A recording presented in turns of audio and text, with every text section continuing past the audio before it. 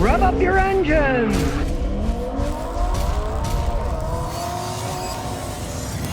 Okay, today we got a 2017 Subaru Crosstrek all-wheel drive. The guy bought it used. He's had it for 3 years. Hasn't really had to put any money in it though. The catalytic converter went out and he did get it fixed under warranty. But he admitted it was kind of his fault because he drove through a bunch of water, got everything wet, the sensors, the cat, it burned out, and he didn't tell Subaru what happened. He just said, well, it shows the cat's bad, and they gave him another cat. Something like that. If it ever happens to you, keep your mouth shut and say, well, my catalytic converter code's on, it's not bad, it's under warranty. And the warranty on these things, some are as long as 10 years. So if you do have something like that happen, do like he did. Keep your mouth shut, go in and get a free catalytic converter. They've got plenty of room in the back seat. As you can see, he's got a lot of stuff. But of course, it's a very limited trunk. But then again, so is this RAV4. Don't listen to the suggested retail price.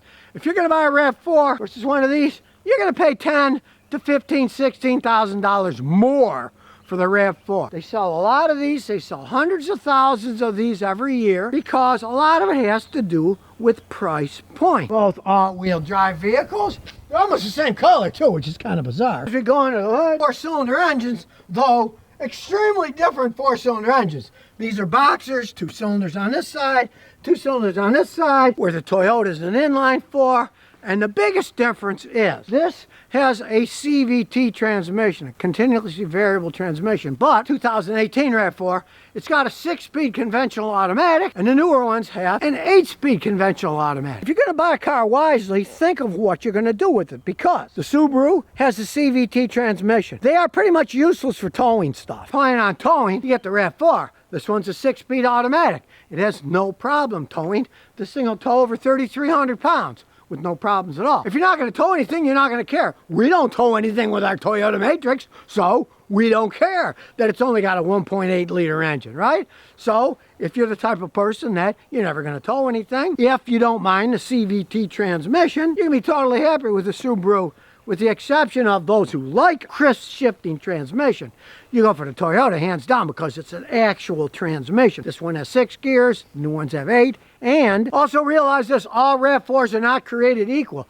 If you get a hybrid or a plug-in hybrid RAV4, they do not have conventional automatic transmissions. They too have CVT transmissions, but for a completely different reason than the Subaru. Their thing is, if you're going to have a hybrid motor, electric motor, and a gasoline motor, that's 2 inputs going into the transmission. And the only thing that really works to have 2 inputs in an automatic transmission, then an output to the wheels, is a CVT transmission. They could not put this 6-speed automatic in a hybrid system. There's no extra inputs. There's only one in the middle, mechanical engine. You couldn't add an electric motor in it without going to a CVT. Most people do opt out for an automatic transmission in the Toyota, and that's one reason when the year this was made, guess what? The RAV4 was the largest selling vehicle in the United States outside of trucks. It even outsold the Camry. Go back to the owner of this car, he's not a drag racer. He likes the smoothness of the CVT. He's not racing around. And this particular one, this is the last Subaru that they're making here that has regular fuel injectors. It's got port fuel injectors. Then they went to GDI fuel injection, gasoline direct injection, much more pressure, wears out faster, costs a fortune to fix when it's break. It's one of the reasons he likes buying this one used. It's got a simpler system. It's not going to have the problems that a more modern one has. It is a Subaru, and I'll explain one thing about Subarus that you really got to know if you're a cheapskate like me. They used to blow head gaskets, but that was decades ago. They fixed that. The problem with these are, instead of using gaskets, they use silicone glue sealer, and that's how they seal them from leaking oil. Now, silicone is perfectly fine for a certain period of time, but you get 150, 200 more mileage on the vehicle, these all turn into oil leakers. The silicone eventually dries up, cracks, and oil starts leaking. And because of this tight design, you really got to pull the engine out to replace those seals. That is a big deal. Toyota, it's got a conventional inline 4 where, yes, most of those have actual gaskets on them. If you do replace the Subaru, you can buy aftermarket gaskets, which is what I'd do if I owned one. I'd rather have an engine that might go 300,000-400,000 miles and it's not leaking oil versus one when it gets to be 8, 10, 15 years, depending on how you drive, starts leaking oil and you got to pull the engine out. To me, I don't want to work on my own cars. I spend enough time fixing other people's cars, right? So I am not a fan of that particular design for a long life. Say you drive your car 100, 140,000 miles and you're happy, it probably won't leak and you'll probably be happy with it. But if you're cheapskate like me, you're going to start thinking, why did they use glue instead of gaskets? And of course the answer to that is, it's just cheaper to make them that way. These cars cost less, they cost less for a reason. Here's an interesting story. You can see this Crosstrek was totaled and it had a rebuild title, but he bought it from Aero Motor Sales, which is a company that buys wrecked cars a lot of times, fixes them and sells them. And the guy says, hey, did a phenomenal job. He's owned this thing for years. He doesn't have any problems with it, right? There are a lot of people these days that are doing things like that, especially since coronavirus rolled through because they weren't building enough cars. There was a glut on the market. There was not enough used cars for sale or new cars. The prices went up. And of course, necessity is the mother of invention. Well, they didn't have cars to sell. And these guys, they know what to fix. They're pros, right? So if they see a car that rolled over and everything was crushed or went through Hurricane Sandy, they'd know it's a disaster area. We're not buying that car. Well, guess what? When they fix them for themselves, it costs them a fraction of that. Then they make a profit selling the car, right? So it can be done if it's done correctly. And in this case, we're going to road test it to make sure. But he said he's had no problems with it. So even though it's got rebuilt title on it, the guy sure seemed to have done a good job on it. He had to change the O-ring. They always leak on that. He did that himself. But the ABS brakes, everything still works on it. He got 34 miles a gallon driving over here on the highway. Well, considering that it is all-wheel drive and it's conventional fuel injection, not GDI, there obviously isn't much wrong with this car to get that good gas mileage. It's a rebuilt title, so we're going to get my big computer out and we'll see if there's things he doesn't know about that he's soon going to find out about. Now we got the hotel hooked up. It's running already. We got everything here. We'll do a full scan. It's got a nice steering wheel, nice and small, black and chrome, my favorite. Nice armrest. Really nice, comfortable fabric seats. You can see they're Crosstrek seats. And he's got a lot of junk in the back, so you can see these hold a lot of stuff. They may call them compact crossovers, but there's a lot of space in these things. And what do we have?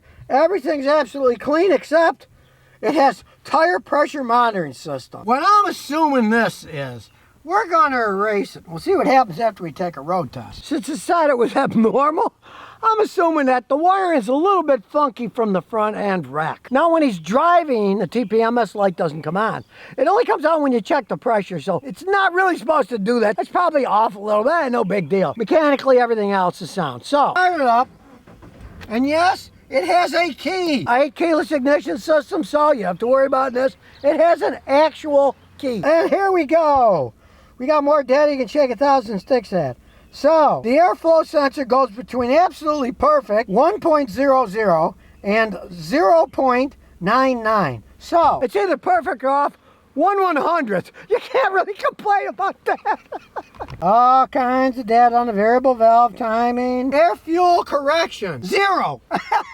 They're usually doing something. This isn't doing anything because it's running perfectly. So I gotta say, the guys really fixed this well from the wreck. The only thing I can see is probably one of the wires for the stupid tire monitoring system is a bit off or something. Like I say, it doesn't come on for him when he's driving. As you can see, it's just a baby. It's only got 66,000 miles on it. Now, it's got a small backup camera, but I like it because it is a wide angle one. This isn't tight and you're wondering. You can see everything on this perfectly fine. Now, it's relatively high. It's not outrageously high. He does minor off-roading in it. It rides fine. You know, it's a relatively short wheelbase, so you're never going to get a super smooth ride. But it's got nice handling characteristics. Coming up to the corner here. All right, it looks like it's coming up now. Here we go.